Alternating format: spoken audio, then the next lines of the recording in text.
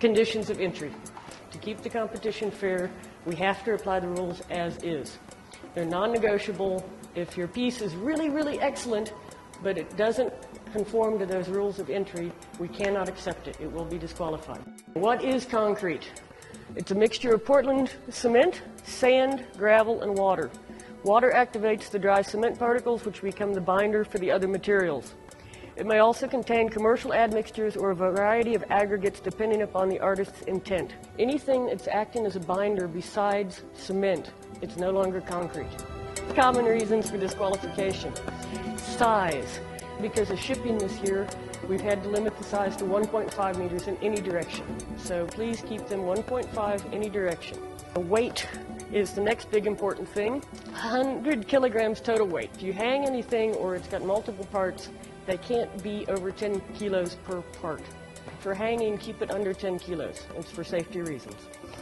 If you're not going to be there to assemble a piece, make sure you've got really, really clear instructions and drawings and everything else, and you can even send a list of the required tools. That's a big help because then we know what we need to take with.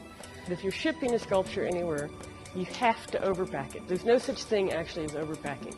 Build it a crate, put little supports in it, make sure it's solid in there. The piece on the right was a beautiful piece.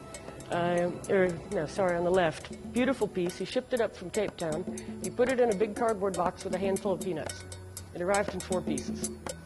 If the piece is broken for any reason, it is disqualified. And it was a pity because it was a lovely artwork. We glued it back together for him so it could stay on the exhibition, but it wasn't judged. Piece in the middle, the broomstick is actually not part of the piece. They carried it into the gallery, and as they set it up, she snapped off at the ankles. So they propped it up long enough to take a picture, and then the piece was removed for safety reasons. It weighed about 80 kilos, and it was a bit taller than me. So if that fell over on somebody, there would have been serious injury. If someone is injured by your work, it doesn't matter where it's exhibited. The artist is liable. The piece on the right, we removed from the exhibition. It was so unstable. It was also a beautiful piece, but it was so poorly mounted. We've got the regional collection points. So what we're going to use is a regional judging panel.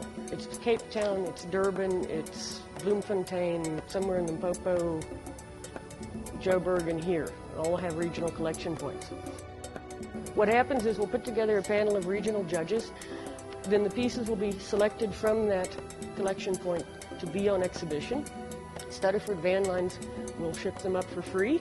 Then we take a final panel after we've made sure that everything conforms to the rules of entry. Final panel will get together, and then they go through 3 rounds of judging by ballot. And they're discussed in between, and they get whittled down further and further. The judging gets tougher and tougher. Then it's hard. We have to keep it a secret for usually about 2 or 3 days. We announce the winners at the big exhibition, at the opening. What the judges look for. Obviously, sound structure. Is it stable? Is it not going to fall over? Does it break into 2 pieces when we try to move it? What we're looking for when we talk about judging concept is how well you're communicating with us visually. We don't have to like what you're saying, but we have to understand it. That's what we're looking for concept. You will be handing in a conceptual statement for us.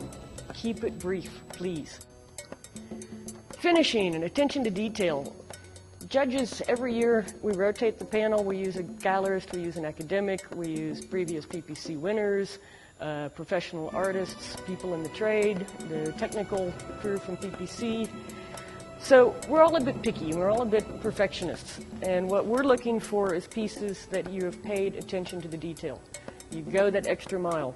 Presentation, I can't overemphasize this. You think the work's done when you finish the sculpture, but now you have to decide how you're going to show it to us. Think about presenting your sculpture. You have to decide, okay, does it need a pedestal? If it does, what kind of pedestal is going to suit it? Does it hang? Well, if it needs to hang, you should have thought about that with your armature from the beginning. How's it going to hang? Will it be neat and clean? Will it hang securely on the wall or from the ceiling, wherever it needs to be? So that's all stuff you need to think about from the beginning in your planning stages. Functional art. Now this is exciting. We're really excited about it. We think it's going to bring a whole new dimension into the competition for us. So what we're looking for in the functional category is contemporary cutting-edge designs of things that are not traditionally made out of concrete. We're going to be using the same aesthetic and technical criteria that we use for the sculpture category to judge the functional art category. But with the added difficulty of how functional is the object. Otherwise, does it work? Does it actually function? You're allowed 2 entries. It used to be you could enter 2 sculptures. Now you're limited to 1 entry per category. So you can enter 1 sculpture and 1 functional object.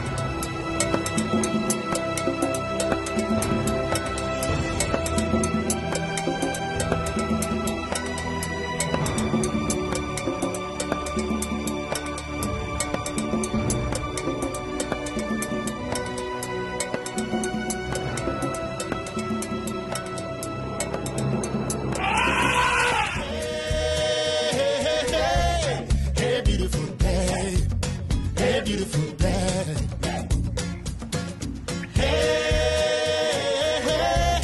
Hey, beautiful day.